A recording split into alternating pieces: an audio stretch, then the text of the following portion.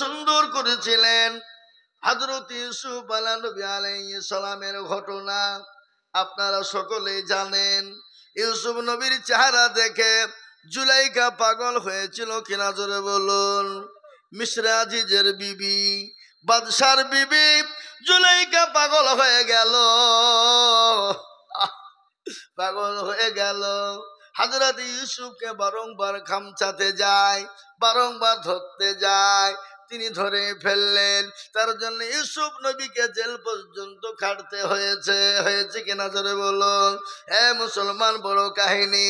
হযরত ইউসুফ নবী আলাইহিস সালামের প্রেমে পাগল হয়ে যায়। এ বাবা, প্রেমে মজিলে মন কিবা হারি কিবা ঢোম, ঠিক না জোরে বলুন। প্রীতে মজিলে মন এমনি লয়। এ বাবা, হযরত ইউসুফ নবী আলাইহিস সালামকে পাগলের জন্য পাগলের মতো ভালোবাসতে লাগলেন। মিশরের মেয়েরা বলল, জুলাইখা তোর মতো বেহায়া লীলজ্জ নারী মিশরের জমিনে নয়। বলে কেন গো? বলে তোর বাড়ির গোলাম, আজকে গোলামকে দেখে তুই পাগল হয়ে গেলি। তুই যে বাদশার বিবি, আর তোর বাড়ির গোলামকে দেখে তুই পাগল হয়ে গেলি। ও জুলাইখা, তোর মতো বেগায় কেউ নাই। কিন্তু জুলাইখা সমস্ত মিশরের নারীদেরকে হুকুম দিলেন, দাওয়াত দিলেন। দাওয়াত বুঝেন না? আজকে যেমন আপনারা আমাকে দাওয়াত দিয়েছেন না দেননি? যদি আপনারা দাওয়াত না দিতেন আসতাম না। কিন্তু আল্লাহ কার কথায় রুজে রাখে। আমার আজকের জালসা হলো বেলডাঙ্গায় কাটাগাছিতে। আমি ইচ্ছে করে ওখানে যাইনি, ওরা আমাকে লাস্টে দিবে তার লাগে। তো এইখানে এসে দেখছি লাস্টে।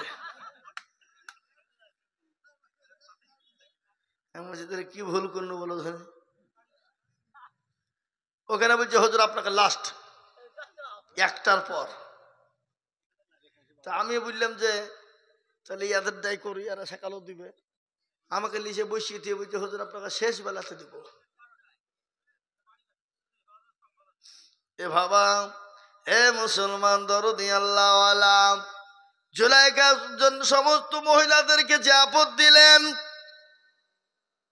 আমন্ত্রণ করলেন, নিমন্ত্রণ দিলেন, দাওয়াত দিলেন, ইনভাইট করলেন। কতগুলা কথা গো? হ্যাঁ, একটা কথায় কতগুলা কথা হয়? হয় না, হয় না? কথা বলেন। সমস্ত মিশরের নারীরা এলেন, আসার পরে জুলাইখা হল ঘরের মধ্যে ভরে দিলেন। আর প্রত্যেকটা নারীর হাতে একটা করে আপেল। আপেল বোঝেন না আপনারা? হ্যাঁ, আপেল চিনেন আপনারা? ও বেচেন, তাহলে খান না। আল্লাহু আকবার। আমার বাড়িতে যাইয়েন, খাওয়াবো। মুসলমান দরদি, একটা করে আপেল দেওয়া হলো মেয়েদের হাতে, দেওয়া হলো মেয়েদের হাতে। একটা করে ছুরি দেওয়া হলো, চাকু। বলে আমরা ইউসুফ নবীকে তোমাদের সামনে দেখাবো। এক ঝলক দেখাবো, 1 সেকেন্ড থেকে 2 সেকেন্ড। মিশরের নারীদের সামনে ইউসুফ নবীকে আনা হলো। 1 থেকে 2 সেকেন্ড দেখানো হলো।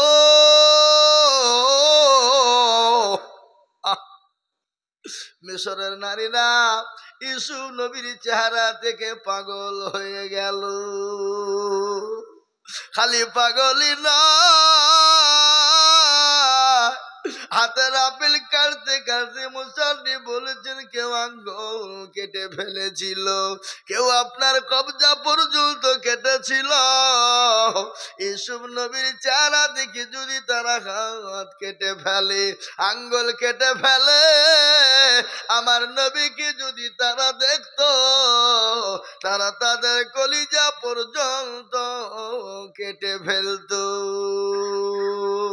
ও মুসলমান গো, আল্লাহ নবীর বিবি আয়েশা আল্লাহ নবীর চেহারা দিকে তাকায়, আর একবার ঘুরে চন্দ্রের দিকে তাকায়। নবী বলেন, আয়েশা তুমি আমার চেহারার দিকে তাকাও, আবার চন্দ্রের দিকে তুমি তাকাও, কি ব্যাপার বলো? বলে, নবী গো, আমি চেহারার দিকে আপনার তাকাই এবং চন্দ্রের দিকে তাকাই, আমি দেখলাম চন্দ্রের দিকে নক্ষত্র আপনার চেহারার ভিতরে বেশি।